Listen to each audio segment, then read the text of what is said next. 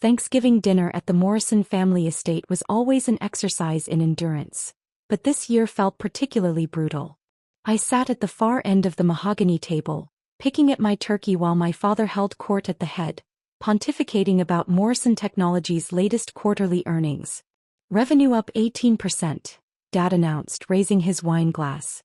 The institutional investors are extremely pleased. We're projecting $400 million for the fiscal year. My brother Colin, seated at Dad's right hand as always, beamed. The new manufacturing partnership in Taiwan is exceeding projections. We should see another 12% growth next quarter. Excellent work, son. Dad's approval was visible, warm. Then his eyes landed on me. Rachel, are you following this? Or is corporate finance still beyond your comprehension? I swallowed my bite of stuffing. I'm following. Really? Because last time we discussed business, you seemed confused about the difference between revenue and profit. He smiled indulgently and several cousins chuckled. It's fine if you don't understand these things. Not everyone has a head for numbers. I understand perfectly well. Do you? Mom interjected from her position at Dad's left. Because when you tried to give Colin investment advice last summer, you suggested he diversify into index funds. Index funds, Rachel. Like some amateur retail investor. Diversification is sound financial strategy. For people with small portfolios, Colin interrupted. Real investors, people with actual capital, use more sophisticated approaches. But I wouldn't expect you to know that. My sister Lauren, home from her executive position in New York, added helpfully, Rachel, there's no shame in not understanding high finance. You're an artist. That's your thing. Stick to what you know. I was a graphic designer. I ran a small but successful studio. But to my family, anything that wasn't corporate executive work was essentially a hobby. I actually do understand. I started. Sweetheart, Dad said, his tone dripping with condescension, you make a decent living with your little design business. That's wonderful. But please don't pretend to understand real business. Morrison Technologies operates at a level that requires years of experience and education to comprehend. I went to Wharton, Dad. Same as Colin. Yes, and then you chose to waste that education on graphic design instead of joining the family business. He sighed dramatically. Your choice, of course. But it does mean you're too far removed from serious finance to contribute meaningfully to these discussions. My Uncle Richard spoke up from across the table. Elizabeth, isn't Morrison Technologies going public soon? I've been considering investing. We're in preliminary discussions, Mom confirmed. Though our stock would likely be too expensive for most individual investors. We're targeting institutional money, pension funds, investment firms, serious capital. Too poor to invest in real business essentially, Dad said, looking directly at me. No offense, Rachel, but on your salary, you couldn't afford a meaningful position in Morrison Technologies even if we allowed retail investors. I set down my fork carefully. How much do you think a meaningful position would cost? Several million at minimum. The IPO is expected to value us at $2.2 billion. To have actual influence, you'd need to acquire at least 5 to 10% of outstanding shares. He chuckled. So unless your design clients are paying you dramatically more than I think, you're priced out. Colin grinned. Don't feel bad, sis. Most people are priced out. That's kind of the point. We want shareholders who understand what they're investing in. I took a sip of water and said nothing. Lauren leaned forward. Rachel, honest question. Do you even understand what Morrison Technologies does? Like specifically? You manufacture specialized microprocessors for industrial applications. See, that's what I mean. That's the surface-level explanation. The real business is far more complex.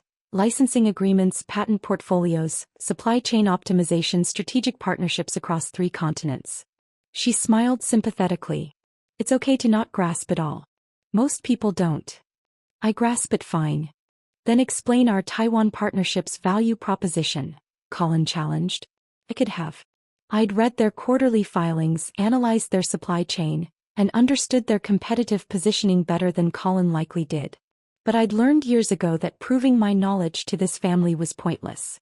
They'd already decided I was the unsuccessful daughter, the one who'd squandered her potential. So instead I said, pass the cranberry sauce, please. Dad laughed. Smart girl. Know your limitations. There's wisdom in that. The rest of dinner continued in the same vein. My family discussed business I apparently couldn't comprehend, investments I was too poor to make, and strategies beyond my understanding. I ate quietly and checked my phone under the table. A text from my financial advisor, Catherine. Final acquisition complete. You now own 67.3% of Morrison Technologies common stock. Congratulations. I typed back, thanks. Execute the next phase Monday morning. Confirmed. The shareholders' meeting notice will be filed at 9 a.m. I slipped my phone away and resumed eating. Across the table, Colin was explaining to our cousins why Morrison Technologies' upcoming IPO would make the family even wealthier. Conservative estimates put Dad's stake at $800 million. My shares should be worth around $90 million. What about Rachel? My youngest cousin asked innocently. The table went silent for a beat. Then Mom said gently, Rachel isn't part of the business, dear. She chose a different path. By different path, Mom means she chose poverty and irrelevance, Lauren said, trying to make it sound like a joke. But she's happy, right, Rachel? Doing your little designs. Very happy, I said evenly. Dad raised his glass. To family.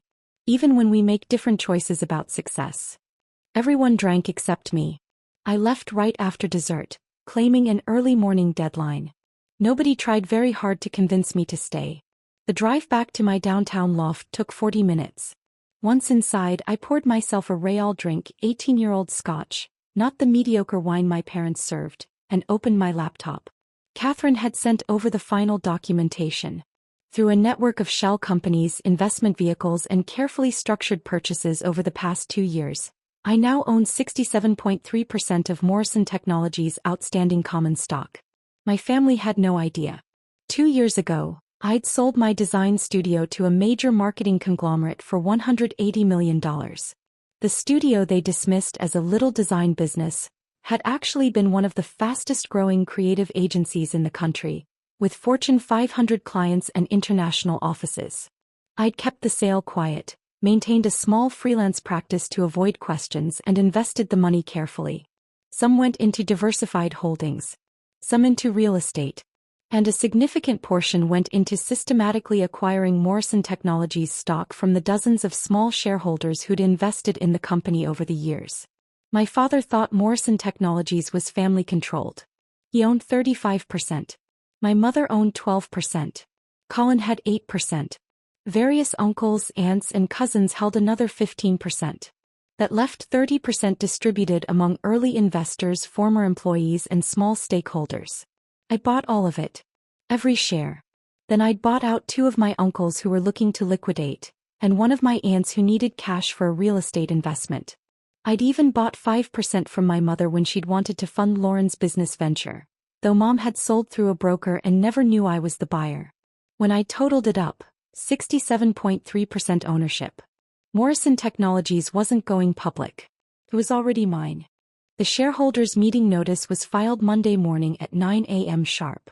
By 9:07 my phone started ringing.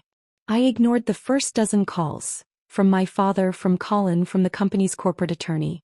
I was in a meeting with my own legal team, finalizing the documentation. The notice is properly filed, my attorney confirmed. As majority shareholder, you have the right to call a special meeting and propose any agenda items you want, including board dissolution. How quickly can we execute? The meeting must be held within 30 days of notice. I'd recommend 2 weeks, enough time for proper procedure, not so much that they can mount an effective defense.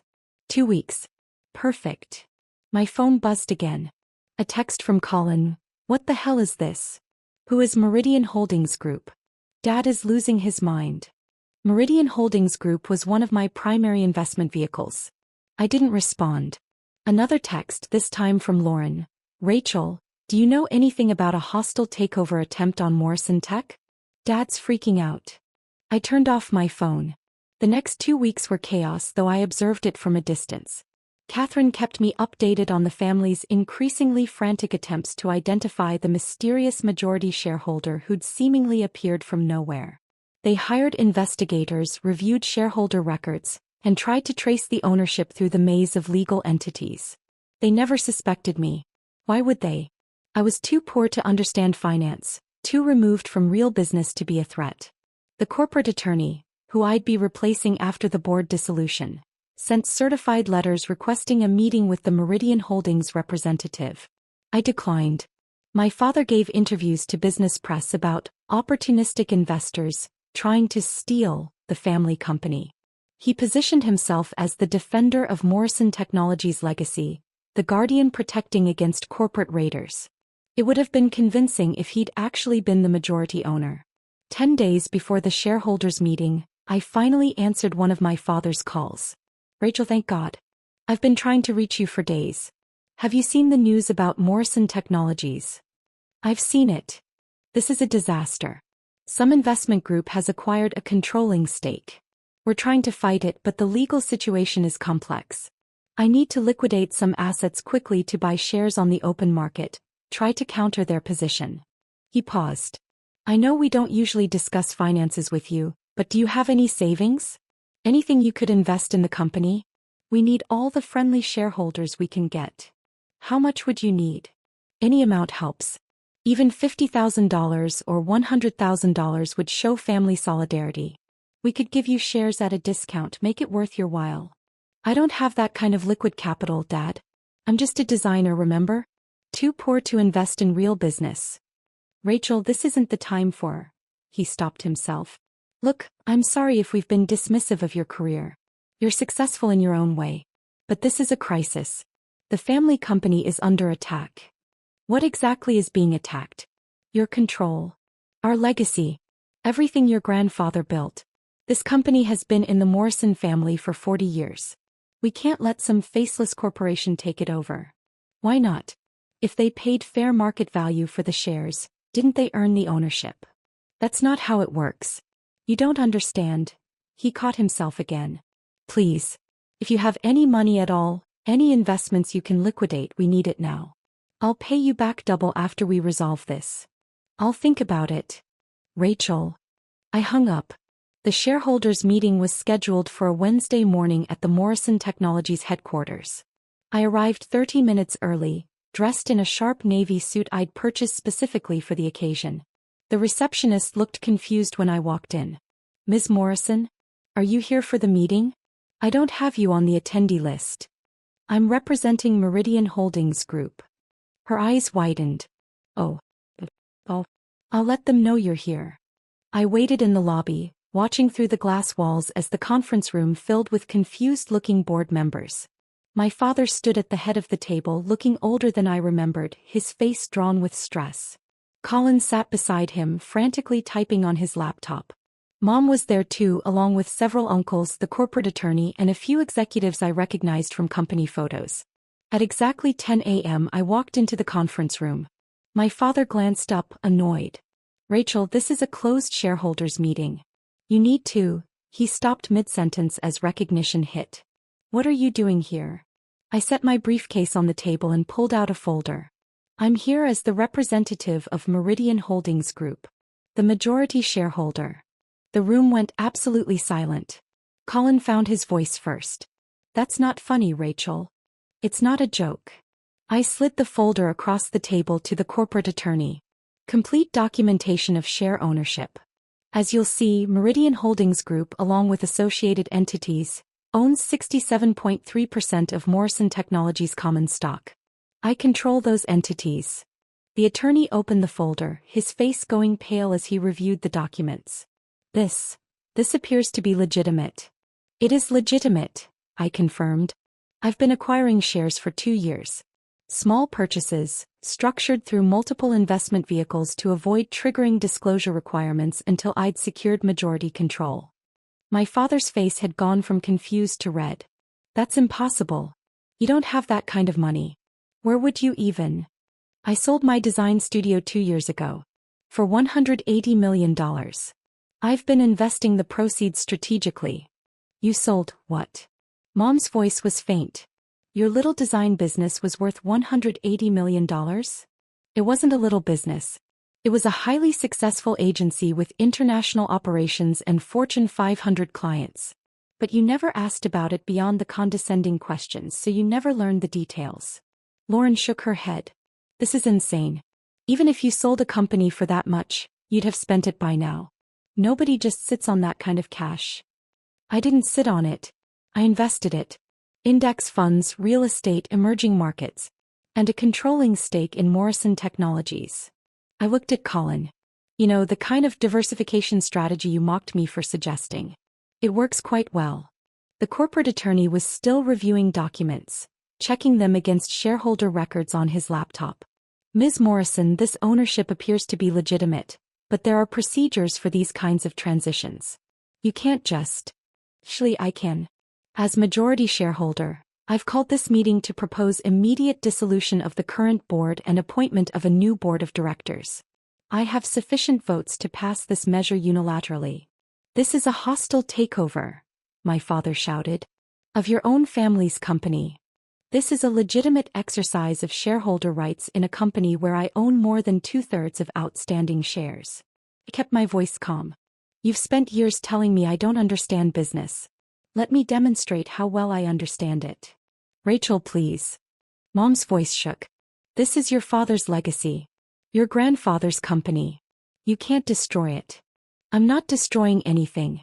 I'm restructuring ownership and management to reflect actual shareholder interests. Which, since I'm the majority shareholder, means my interests. Colin leaned forward. What do you want? Money? You want us to buy back the shares? Name your price. I don't want money. I have plenty of money. What I want is control of a company that I now legally own the majority of. You can't run this company, my father said, his voice desperate. You don't know the industry, the technology, the partnerships. You'd run it into the ground. I don't plan to run it personally. I plan to hire qualified management, which may or may not include current family members, depending on their competence and attitude. Their attitude? Lauren's voice rose. This is about revenge? Because we hurt your feelings at Thanksgiving. This is about business. The same business you've spent my entire adult life telling me I'm too stupid and too poor to understand. I opened my briefcase and pulled out more documents. I've conducted a thorough analysis of Morrison Technologies' operations. Your Taiwan partnership that Colin is so proud of? It's overpriced and underperforming. We could get better terms elsewhere. Your patent portfolio is strong, but you're underutilizing it. There are licensing opportunities you're not pursuing. And your executive compensation is absurdly high relative to company performance. The room stared at me. So here's what's going to happen, I continued. The board will be dissolved. I'll appoint a new board with independent directors who actually understand corporate governance. We'll hire a consulting firm to review operations and recommend improvements. Executive compensation will be restructured to align with performance. And we'll implement the strategic changes necessary to maximize shareholder value. Which means your value, Colin said bitterly. I own 67.3% of the company. Of course it means my value. That's how ownership works. My father stood abruptly. I won't let you do this. I'll fight this in court. I'll sue for improper acquisition for something. There has to be a legal remedy. The corporate attorney spoke quietly. Mr. Morrison, if these documents are legitimate, and they appear to be, she has the legal right to do everything she's proposing. Majority shareholders have significant authority in private companies. Then we'll go public. We'll dilute her shares by issuing new stock to institutional investors. You can't go public without board approval, I pointed out. And in about 10 minutes there won't be a board. Just me as majority shareholder, appointing new directors who will follow my strategic direction. Mom was crying now, quiet tears running down her face. Rachel, how can you do this to your own family? How could you spend 30 years treating me like I was too incompetent to understand the business you worked in? How could you mock my career, dismiss my education, and exclude me from every meaningful family discussion about the company? Kept my voice level. This isn't revenge, Mom. This is correction. You all made assumptions about my capabilities and my resources. Those assumptions were wrong. So you're punishing us, Colin said.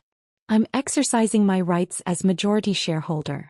If that feels like punishment, maybe examine why you find it so threatening to have me in control. My Uncle Richard cleared his throat. Rachel, I sold you shares. Through a broker about 18 months ago. I didn't know it was you buying. I know. If I'd known, you would have refused to sell? Or you would have charged me more? Or you would have warned Dad? I smiled slightly. That's exactly why I didn't tell you. The vote was a formality. With 67.3% ownership, the outcome was predetermined. The board was dissolved. I appointed 5 new directors, 3 independent experts in technology manufacturing, 1 financial analyst, and myself. The meeting adjourned in stunned silence. As people filed out, my father approached me alone. The anger had drained from his face, replaced by something that looked like exhaustion. I underestimated you, he said quietly. Yes. Your mother and I thought we were motivating you, pushing you to succeed by pointing out your shortcomings. You were telling me I was incompetent. There's a difference. He nodded slowly. I see that now. Too late, but I see it. He looked at me with something that might have been respect. What happens now? To me, to the company? That depends. Are you actually competent at running Morrison Technologies, or have you been coasting on the infrastructure my grandfather built? His jaw tightened. I've grown this company 300% since I took over. In a market that grew 400%. You've actually underperformed your competitors. I'd done the research. But you're not incompetent, just complacent, and surrounded by yes-men who don't challenge your assumptions. Like my son. Colin has potential. He's smart, he understands the technology. But he's more interested in appearing successful than in doing the work of actually being successful. I softened slightly. He learned that from watching you. My father absorbed that. Are you firing me? I'm restructuring your role. You'll report to the new CEO. I'm hiring someone with actual expertise in scaling manufacturing companies. Your compensation will be tied to performance metrics, not just revenue. And you'll have oversight, people who will question your decisions and push back when you're wrong. That sounds like a demotion. It sounds like accountability. Something this company has lacked. He studied me for a long moment. You really did understand everything we discussed at Thanksgiving. The Taiwan partnership, the financial structures, all of it. I have an MBA from Wharton and 2 years of systematic research into your company. Of course I understood it. But you let us mock you. You didn't defend yourself. I was gathering information. And honestly, I wanted to see how far you'd go with the condescension. I picked up my briefcase. Turns out pretty far. Rachel. He stopped me at the door. For what it's worth, I'm sorry. You deserved better from us. Yes. I did.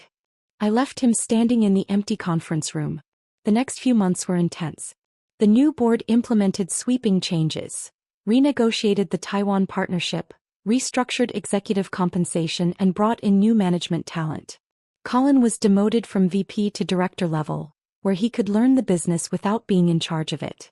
Lauren, who'd been angling for a position at Morrison Technologies, was politely informed that all hiring decisions now went through HR and required demonstrated qualifications.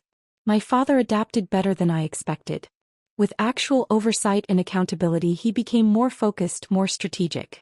He'd been coasting for years, but given proper motivation, he was still capable. The company's performance improved. Within 6 months, we'd increased efficiency by 14% and secured 3 new major contracts. The institutional investors my father had courted for the IPO were now approaching us for private equity positions, which we considered selectively. Thanksgiving rolled around again. The invitation to the family dinner arrived via email from my mother. I almost declined, but curiosity won out. The atmosphere was dramatically different from the previous year. I arrived to find my father greeting me at the door personally, offering to take my coat like I was an honored guest rather than the disappointment daughter. At dinner, the seating arrangement had changed. I was positioned near the head of the table, with my father on one side and the space for my mother on the other. Colin was polite, almost deferential. Rachel, I wanted to thank you for the feedback you gave on the supplier diversification project. You were right about the risk concentration. You're welcome. Lauren, visiting from New York, was notably quieter than usual. She managed a tight smile when I sat down but didn't engage me in conversation. My mother spent most of the meal looking uncomfortable, occasionally glancing at me like she was trying to figure out who I'd become. Halfway through dinner, my father stood to make a toast. I want to acknowledge someone who taught this family an important lesson this year. Rachel, you showed us that our assumptions about success, about competence, about who deserves respect, all of it was built on flawed premises. You're a better businessperson than I gave you credit for. You're a better investor than Colin acknowledged. And you had every right to do exactly what you did. The table was silent, everyone staring at their plates or at me. I'm not going to pretend this has been comfortable, he continued. Having my daughter take control of my company because I underestimated her is humbling, to say the least. But Morrison Technologies is performing better than it has in years, and that's because you brought accountability and expertise that we were lacking. He raised his glass. To Rachel, who proved that sometimes the person we dismiss is the person we should have been listening to all along. It wasn't quite an apology, but it was something. People drank, though the atmosphere remained awkward. After dinner, my mother pulled me aside in the kitchen. Rachel, I need to say something. Okay. I was a terrible mother to you. Not in dramatic ways, but in constant small ways. I made you feel less than, unimportant, incapable. And I did it because... He paused, searching for words. Because it was easier than acknowledging that you'd chosen a different path and succeeded on your own terms. I couldn't handle that you didn't need the family business, didn't need our approval, didn't need anything from us. You're right. I'm sorry. Genuinely, deeply sorry. I don't expect you to forgive me, but I wanted you to know that I see what I did wrong. I looked at my mother, at the woman who'd spent 30 years making me feel inadequate, and felt something shift. Not forgiveness, not yet. But maybe the beginning of it. Thank you for saying that. Can we try again? Not go back to how things were, but build something new. Maybe. I don't know yet. She nodded. That's fair. Colin found me before I left. Hey, can we talk for a minute? We stepped out onto the back patio where the November air was sharp and cold. I was an ass to you, he said bluntly. For years. I enjoyed feeling superior, smarter, more successful. And when you turned out to actually be all those things, I couldn't handle it. No, you couldn't. I'm trying to learn. The new role you put me in, it's humbling. I thought I knew the business, but I was really just coasting on Dad's authority. Having to actually prove myself, justify my decisions, work without the family name protecting me, it's hard. That's kind of the point. I know. And I'm grateful for it, even though it sucks. He smiled ruefully. You're a better sibling than I deserve. You could have fired me entirely. Instead, you gave me a chance to actually learn the business. You're smart, Colin. You just needed accountability. Yeah. I'm getting that now. He paused. For what it's worth, I'm proud of you. What you built with your design studio, what you did with Morrison Technologies. It's impressive. I should have said that years ago. Yes. You should have. I drove home that night feeling lighter than I had in years. The family wasn't fixed. Years of dysfunction don't resolve in one dinner. But something had shifted. They'd been forced to see me clearly, and while the process had been painful for everyone, it had been necessary. Morrison Technologies thrived under the new management structure. Within 2 years, we doubled revenue and secured our position as one of the leading specialized processor manufacturers in North America. The stock I'd acquired for roughly $340 million was now worth over $800 million. My father remained CEO, but he'd evolved into a better leader. More collaborative, more willing to admit mistakes, more focused on sustainable growth than ego. Colin had developed into a genuinely competent executive, learning from his demotions and becoming more thoughtful in his approach. Lauren eventually joined the company in a marketing role, where she actually excelled once she stopped trying to trade on the family name. I maintained my majority ownership, attended board meetings, and provided strategic direction. But I also returned to design work, launching a new boutique studio that focused on work I found meaningful rather than profitable. The family still had dinners. The dynamics were different now. More honest, less performative. We'd never be the warm, supportive family I'd wished for as a kid, but we'd become something more real. At one dinner, my youngest cousin asked me, Rachel, is it true you bought most of Grandpa's company without anyone knowing? It's true. Why? Because everyone assumed I couldn't. And I wanted to prove them wrong. My father, overhearing, added quietly, and she did. Quite conclusively. The family that had mocked me for being too poor to invest in real business, that had dismissed my understanding of finance, that had treated me like an incompetent child, they'd learned a hard lesson about assumptions. I'd learned something too, that respect earned through demonstrated competence is more valuable than respect given automatically through family ties. The shareholders' meeting notice that had arrived that Monday morning hadn't just dissolved a board. It had dissolved years of false assumptions, dismissive treatment and underestimation. And it had established a new truth. That the daughter they'd dismissed as too poor and too ignorant to understand their business had understood it better than any of them. She just hadn't needed their permission to prove it. The stock certificates worth 67.3% of Morrison Technologies sat in my safe deposit box. Physical proof of a lesson my family would never forget. Sometimes the best revenge isn't revenge at all. Sometimes it's just success, demonstrated so thoroughly that no one can dismiss it. And sometimes, the person eating silently at the end of the Thanksgiving table is actually the one who owns it.